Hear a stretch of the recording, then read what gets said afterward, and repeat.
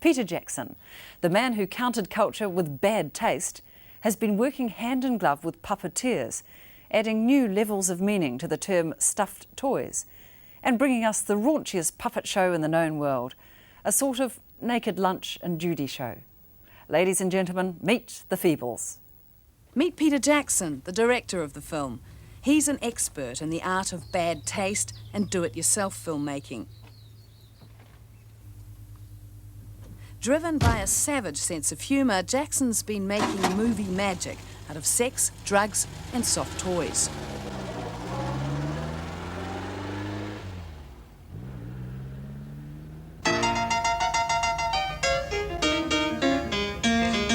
Funny little sandhopper basking in the sun, a dancing and a hopping, having lots of fun. A bit of sand landed in that hopper's eye, and the little sandhopper said, my, oh my, I got one leg missing. I got one leg missing. I got one leg missing. How do I get around? Shiny, shiny fishy in the ocean blue. I swam into a sewage pipe, poo, poo, poo. Said I'm in the shit, I better take a dive. Stuck his head out the water and began to dive. I got one leg missing. One leg missing. I got one leg missing. How do I get around? All right.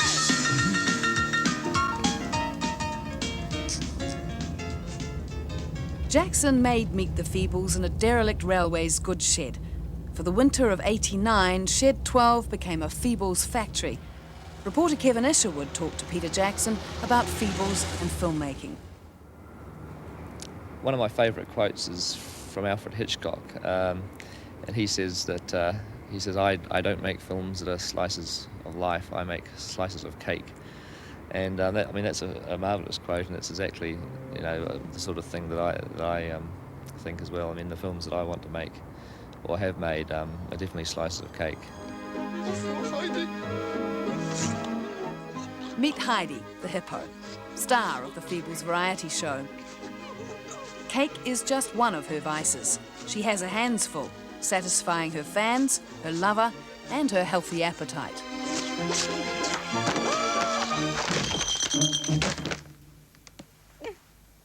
Will that be all, Frau Heidi? Something to take away, maybe? I mean, I'm quite a selfish filmmaker, and that the movies that I'm making are exactly the type of films that I would want to go out and watch myself. So I just think that the movie making is an extension of a sort of childhood fantasies, because as a kid, I was always playing with wooden bricks and creating castles and matchbox toys and creating little stories in my head, and I just don't think I've ever grown out of that phase. Jackson was hooked on moving pictures and visual effects from an early age. As a 9-year-old, he made his first film with his parents' 8mm camera. For this World War II story, he poked pinholes in the film strip to give the effect of gunfire.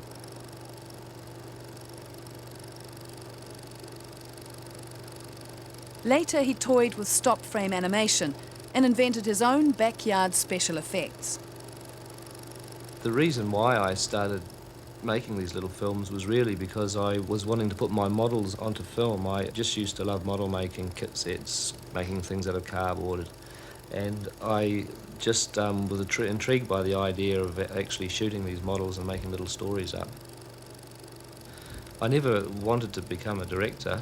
That was never my ambition for a long time. I just wanted to be a special effects man in movies.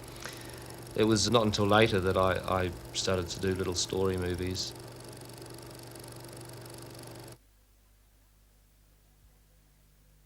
In 1987, Jackson made his first assault on the cinema-going public with Bad Taste. A sci-fi splatter comedy, it began as a 10-minute home movie shot on weekends. But after 4 years, it developed into a full-length cinema feature.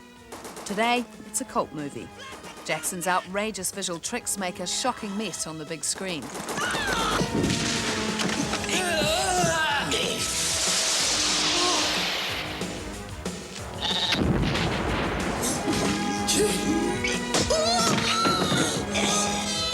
The type of shocks that are in the Feebles are similar to the type of shocks that are in Bad Taste, in that you are showing something pretty extreme. that is so ridiculous that it can't help but make people laugh. I mean, that's exactly the type of humour that I like. I mean, I don't like making shocking films. I don't like making violent films. I don't like violence, but I like humour, and that there is that type of humour that is savage. And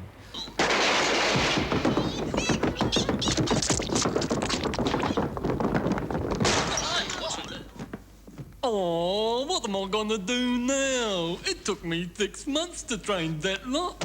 there is this incredibly magical part to it at the beginning, where you're basically writing it or creating it in your head with other people, and you're coming up with the ideas, and you're seeing it all in your mind as the perfect movie. And then it suddenly turns into a factory, which is this nasty bit in the middle, which you have to actually get nuts and bolts and hammers and nails and a lot of people and make it, put the images onto film. And it's never as good as you see in your mind. It's always depressing, and it's a lot of hard work, and it goes on for months and months. And then it slowly becomes magical again. It's almost like claws its way back from being this thing that's come off a production line into becoming something that's magical as you're editing the pictures together, and you're adding sound effects and you're adding music, and step by step, and finally in the end you're back to a magical product.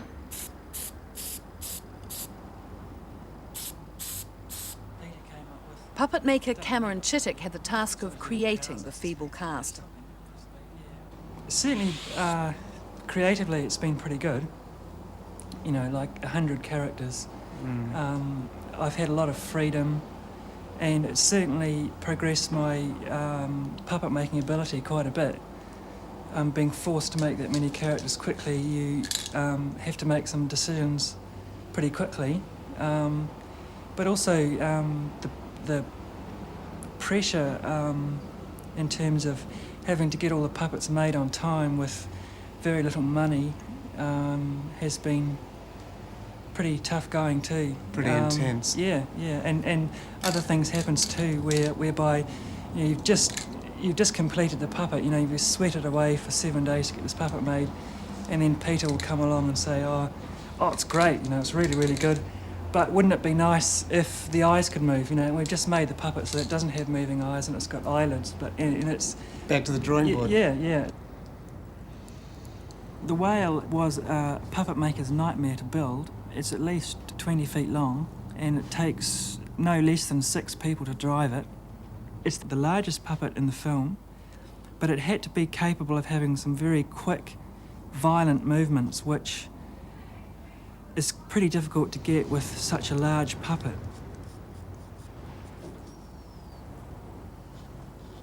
The Feebles are made of cheap stuff, just plastic foam and glue. So puppet maker doubles as puppet surgeon. Heidi's hands have been through the wars quite a bit. She's had to eat chocolate cake, she's had to carry a very heavy machine gun, so the hands need to be replaced. A lot of the other puppets have their heads blown off, their arms blown away, shotgun wounds in the bodies and all this sort of thing, so those parts have to be replaced quite regularly. It's quite a major part of my job, is actually to maintain the puppets as well. Inside the railway shed, the world of the Feebles is constructed from scrap metal, hardboard, plastic and demolition timber, and rebuilt daily. For the 3-month shoot, as Jackson films one scene, in another part of the shed the crew recycle and repaint for the next.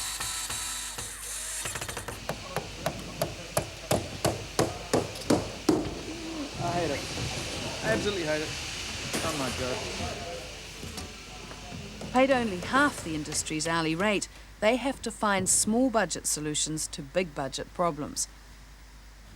Like model maker Richard Taylor, their payoff is the unique experience. Richard, making a stretch model limo Maury sounds like a lot of fun, but it probably is quite difficult. Yeah, a very tricky one. This one is probably one of the more difficult tasks that I've been set as far as a model maker goes. The Maury is famous because it is made up of a series of curves. There isn't actually a straight line in a Morris Minor. So as you can imagine, when you tackle this in a model making form, it becomes quite a major task. It's made up of complex convex curves that not only follow the lines of the panel one way, but also follow the bodywork the opposite way. Well, this is the original, or this is the one that's in the film, the stretch limo, isn't it? Why can't you use that instead of going to all this trouble? Well, the reason that in film miniatures are used is either because of a monetary problem, or you want to create an environment that you can't create in real life. Either you want, for money, or it's just not feasible because of materials or the locations. So we're going to create a location that appeals to the director's ideas, and to do that we've got to create miniatures, build everything small. Without giving too much away, then what is this model going to get up to? Well, this model, it's not you think miniatures has been small scale models. This model is actually going to be 1.2 metres long. It's got to be large because it's got to do a number of things. That is, it's got to be able to steer and power along and turn and skid. It also at one stage drives into the whale's mouth to actually kill off the whale and pops out his tail.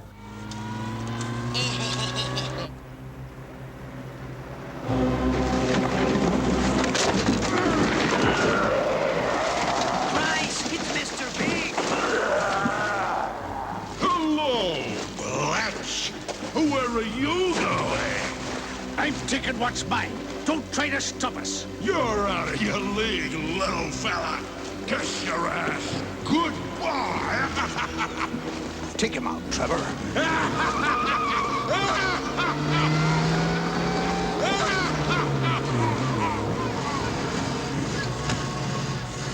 Change down, Trevor. The duodenum's pretty steep.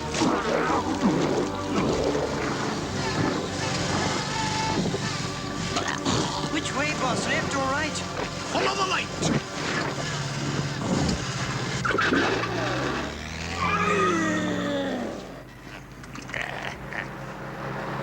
Get me back to the theater. Double quick. Sure thing, boss. I'll have to change my suit. I'm covered in... But where does a Feeble get a new suit? How difficult has it been making costumes for these not real people, these extraordinarily shaped puppets and characters?